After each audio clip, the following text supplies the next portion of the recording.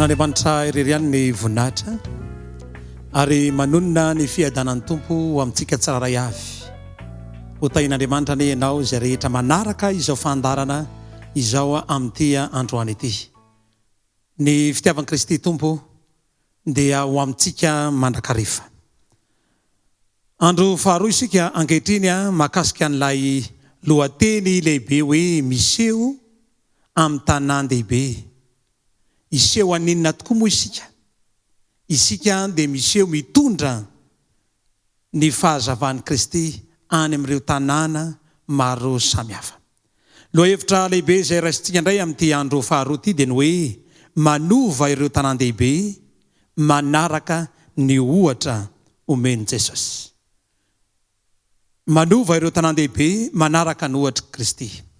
Andeha hiaraka hivavaka isika melohany andrenesantsika izany tenin'Andriamanitra izany.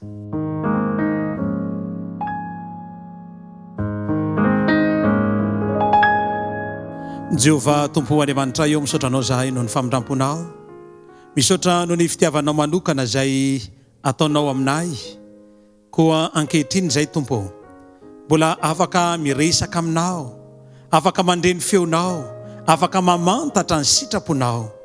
Mitenena aminay Tompo malala, ampifantaro anay ny sitraponao ary ao ka ho azonay antoka fa na dia ponina eto amin'ity tanan-dehibe ity izahay, na mba mivoatra izahay, na mitoerana manao ahoana na manao ahoana misy anay, dia tianao izahay ary tianao ny andrenesanay ny feonao. Koa mitenena Tompo fa miaino ny mpanomponao, hitondra fitahiana ho anay ane izao teninao zao nan Jesosy.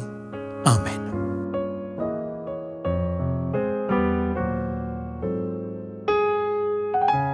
Manova ireo tanan-dehibe manaraka ny ohatra omeny Jesosy.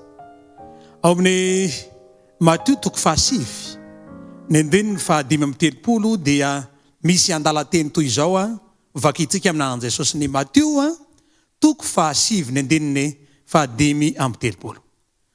Ary Jesosy nandeha nitety ny tanàna rehetra sy ny vohitra, nampianatra tany amin'ny sinagoga sy nitoro ny filazantsara ny fanjakana ary nanasitrana ny aretina rehetra ambany ny rofo rehetra. Izany andalateny izany no hozaraina amintsika indray araka ny fanambarany ny filazantsara ny Matthieu 7 ny andininy 5:30. Androany isika dia hanao fanandramana ara-panahy, fiaingana ara-panahy izay ho raisintsika amin'ny ohatra nataon'i Kristy mahakasika ny fitoriana ny filazantsara. Raha makasary an-tsaina isika hoe Jesosy teo amin'ny tanàna anankiray be mponina, ary matetika dia hitantsika izany fa Kristy dia nitety vohitra ary nitsidika ireny tanàna ireny. Raha tsy resaka manokana akoatra ny tanàna Kapernaomy, Jesosy ihany dia nazoto nitsidika ireny tanàna ireny. Akoatran'izany ihany koa Kristy dia nitsidika ny tanàna anankiray izay tena be mponina tadidin'ny ankizy tsara ka fa tamin'izany fotoana izany dia tsy ombitsony ny lalana. Nisy tovolahy anankiray, lehilahy anankiray manana maha izy azy, rehefa nitranga izany rehetra izany dia niakatra tambony hazo izy, tanàna ny Jeriko izany.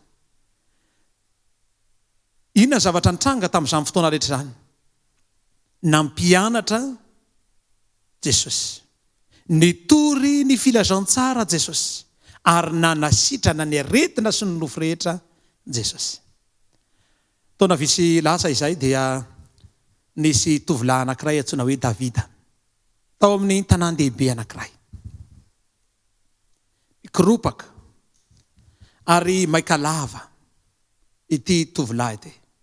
Izany no fiainana ao amin'ity tanan-dehibe ity. Maika lava ny olona ary tsy manam-potoana lava, na tsiaro reraka izy, na tsiaro kivy izy, ary na tsiaro ohatrany hoe maika lava zany eo amin'ny fiainana. Indray andro dia nifanena tamina ray aman-dreny lehibe anankiray antsoina hoe Eli. Rehefa nahitany Eli izy dia niteny tamin'ny Eli zokiolona nanao hoe Davida mahana fotoana ianao, fotoana kely anokafantsika ny tenin'Andriamanitra na ny Baiboly. Dia nijery ny filazantsara ny Matio 7:5 izy. Ary tao anatin'izany no namakina n'ilay teny manao hoe ary Jesosy dia nandeha nitety ny tanàna rehetra sy ny vohitra ary nitoro ny filazantsara ny fanjakana ary nanasitrana ny aretina rehetra mba amin'ny rofiraitra. Niaino tsara Davida rehefa nanazava ny tenin'Andriamanitra Eli. Ary nasongadiny Eli tao anatin'izany zavatra 3 lehibe. Ny voalohany tamin'izany dia Jesosy nampianatra. Andeha ho jerentsika izany hoe lohahevitra lehibe voalohany izany ny fampianarana izay nataon'i Jesosy. Nandany fotoana betsaka Jesosy nizarany fahendreny tamin'ny alalan'ny toetra, ny fiteny, ny zavatra izay naseho teo amin'ny fiainany. Tsy voafetra ho amin'ny teny fotsiny ihany na fampianarana fotsiny ihany mantsy ny atao hoe toriteny, fa tokony ho hita eo amin'ny toetratsika, eo amin'ny fisehontsika. Fomba mampanaontsika dia tokony ho tazana fa isika dia toriteny velona. Ho antsika tanora dia manana izany lesona lehibe izany tsika. Ianareo no epistily velona vakinay mandehandeha hoy ny tenin'Andriamanitra. Ka isika tsy voatery hitondra ny tenin'Andriamanitra andeha hiantsoantso eraky ny zoron-dalana rehetra, izay vao afaka hitoro ny filazantsara. Lesona anankiray ngezabe no meny Kristy, ny fiseho ivelany. Ny fomba ny Kristy dia nahitana taratra fa fitoriana ny filazantsara. Indraindray dia menatra isika ny mitoro ny filazantsara. Indraindray dia matahotra isika ny amin'ny hoe antsoina hoe kristianina. Indrindra zany hoe mitandrina ny didin'Andriamanitra mahamenatra. Misy menatra amin'izany. Tsy ariavana, tsy tokony ho menatra isika. Ry tanora malala, tsy tokony ho menatra ianao. Ny joro vavolombelon'ny Kristy. Mampianatra ny olona rehetra. Tanan-dehibe, naiza misy atsika any an-dakilasy, any amin'ny toeram-pilalaovana, any amin'ny toeram-piasana. Eny na dia hatrany amin'ny toeram-pivavahana aza dia tokony ho mpampianatra isika.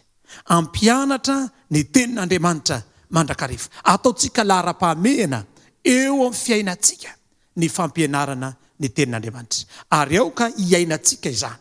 Ho hita eo amin'ny fiainantsika izany. Tazana eo amintsika izany.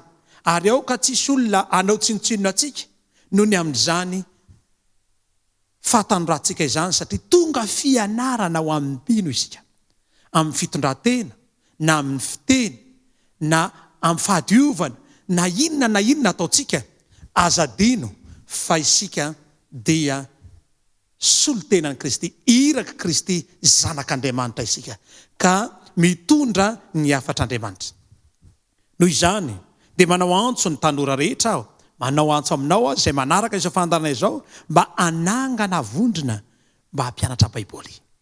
Angoniny namanao, ny olona fantatrao, enina dia tsy fantatrao azy amin'ny toerana maro samihafa, dia afaka manangona an'izany ianao. Mizara fanampiana amin'ireo izay sahirana amin'ny alalan'ny fahatakarana ny tenin'Andriamanitra. Aoka ihany koa isika lasa mpia antsoina hoe mentor. Aoka ianao mba mpiara-panahy, mpanoro hevitra. Be dia be ny tanora namantsika efa very hevitra, tsy mahita vahaolana intsony, ary any amin'ny zava-mahadomelona sisa no mba vahaolana hitany. Any amin'ny faharatsiana no vahaolana hitany. Fa ianao ry tanora malala, ianao ry hava malala, izay miaino sy manaraka izao tenin'Andriamanitra izao, aoka mba ho mpanoro lalana, mpia ara-panahy ireny namantsika ireny. Milanao Andriamanitra, milanao Kristy, mba ho tanana manampy, mba ho tanana hitantana ireo namantsika izay very ao anatin'ny aiziny tsy fahalalana no ny rotoroto eto amin'ity tanan-dehibe ity. Ary ao anatin'izany dia aoka mba hizara lohahevitra tsara ianao ho an'ireo manodidina anao, ny namanao. Azonao atao ny mizara boky, azonao atao ny mizara entracta, podcast sy ny maro samihafa izay aparitatsika hanampiana ny reny olona ireny. Maro no efa nahita fitahiana sy fanandramana izany. Aoka ho mpampianatra. Manana fahasahiana. Jesosy dia nampianatra ny tanan-dehibe ny itety. Aoka mba ho mpampianatra ianao.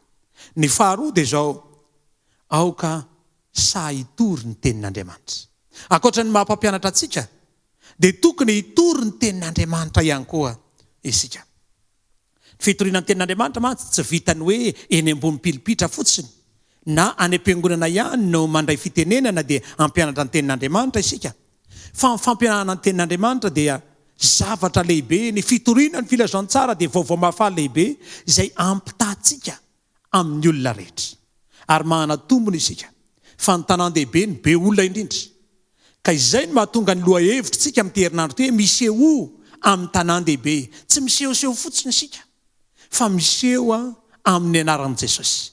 Miseho amin'ny anaran'i Kristy, mitondra ny tenin'Andriamanitra ary mitory ny tenin'Andriamanitra. Aoka sahitory ny tenin'Andriamanitra isika. Noho izany dia lasa vavolombelon'i Kristy isika. Isika dia anisany mahanadidy ny amin'ny fitoriana ny filazantsara. Ka ampirisonina manao raha toka malaindaina amin'izany fitoriana ny filazantsara izany, mba handray an-tanana ary vonina anatanteraka izany fitoriana ny filazantsara izany. Manana didy lehibe isika. Misy ny olona mbola ao anatin'ny aizany tsy fahalalana, anjarantsika ny sitona azy, anjarantsika ny mizara ny fahazavana, ary tonga ao amintsika izany fahazavana izany hoy ny tenin'Andriamanitra, mitsangana, miazava, fa tonga ny fahazavanao. Ry tanora malala, ry mpiaino malala izany, miposaka ao aminao fahazavan'i Kristy androany. Aoka ho fahazavana ao amin'ny manodidina ianao, fahazavana ao atokantrano ianao, fahazavana amin'izay rehetra mifanena amintsika, eny na ny eny an-dalana na ny anaty bus, any am-piasana, dia aoka ho fahazavana ianao. Aoka ho jiro mirehitra mba ho tonga fitahiana ho an'ny hafa. Ary ny fahatelo, misongadina lehibe tao anatin'ilay fisehoan'i Kristy teo amin'ny tanan-dehibe dia ny hoe nanasitrana izy. Nanasitrana ny rofo rehetra, ny aretina rehetra. Betsaka ny karazana aretina mitranga amin'izao fotoana izao. Mety tsy dokotera mpitsabo ianao ka tonga ny hoe anasitrana izay rehetra marary. Fa izao misy karazana aretina maro mitranga eo amin'ny fiainana. Noho izany miantso atsika izay afaka ahitsabo, anasitrana izany aretina izany. Misy ny aretina ara-tsaina, mahazo ny tanora, mahazo ny olon-dehibe, mety mahazo ny ankizy koa azy. Misy ny aretina ara-panahy izay mahazo ny olona ihany koa amin'izao fotoana izao, akoatra ny aretina ara-batana izay mitranga. Ka manana antso atao amintsika Kristy. Aoka ho mpanasitrana isika. Manoro-hevitra amin'ny alalan'ireo hetsika maro samihafa izay atao, amin'ny alalan'ny toro-hevitra izay atao, amin'ny alalan'ny fitenenana izay ataontsika. Manasitrana izany. Korotan-tsaina ny olona ankehitriny, tebiteby, rotoroto, mila atsika. Tadiditsika angamba n'ilay tantara kely tena mpendohana tantaran'i Davida. Nyrotoroto ny fiainana, fa niona tamin'ny Elizy. Ary rehefa niona tamin'ny Elizy dia nanoro-hevitra azy Eli. Nanoro-hevitra mba hanana fotoana kely andinihana ny tenin'Andriamanitra. Ry hava-malala, ny toro-hevitra tsara indrindra, ny fanafody tsara indrindra, ny fanasitrahana tsara indrindra, manoro-hevitra anao manokana fotoana kely andinihana ny tenin'Andriamanitra.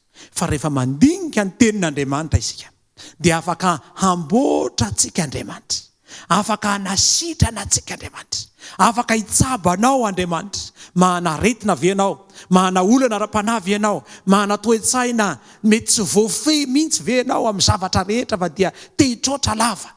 Ry hava-malala, te hitsidika anao Jesosy amin'ny alalan'ny teniny amin'ity androany ity. Ry tanora malala, miantso anao Kristy amin'ity androany ity.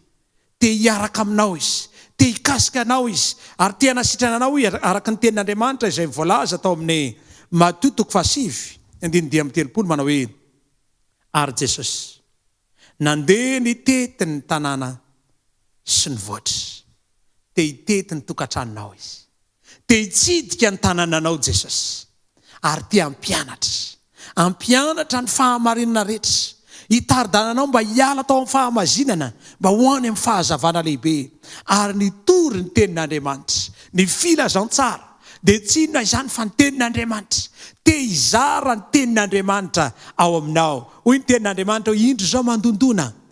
Ka raha misy miaino feoko dia mamono varavarana, dia hiditra ho amin'ny ariary sakafo aminy. Ry hava-malala te hiditra ao am-ponao Jesosy. Hiaraka hiaino ny tenin'Andriamanitra. Hiaraka hianatra ny tenin'Andriamanitra. Manokana fotoana andinihana hiainona ny tenin'Andriamanitra. Ary nanasitrana ny aretina rehetra. Mety tsy salamara-batana angambany ianao. Mety mahana fikorotana-tsaina ihany koa ianao.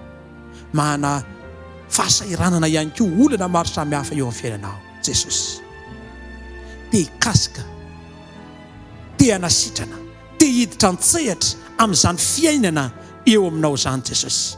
Ry hava-malala, ankehitriny sokafo ny fonao, atolory ny tenanao, ary raha sitrakao ny andray ny tenin'Andriamanitra, dia manasanao mba hiaraka hivavaka amiko.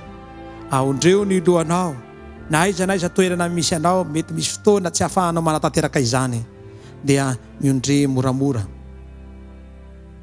ary andeha hanandratra vavaka isika. Atokany ho amin'Andriamanitra ny fotoananao, hivavaka isika.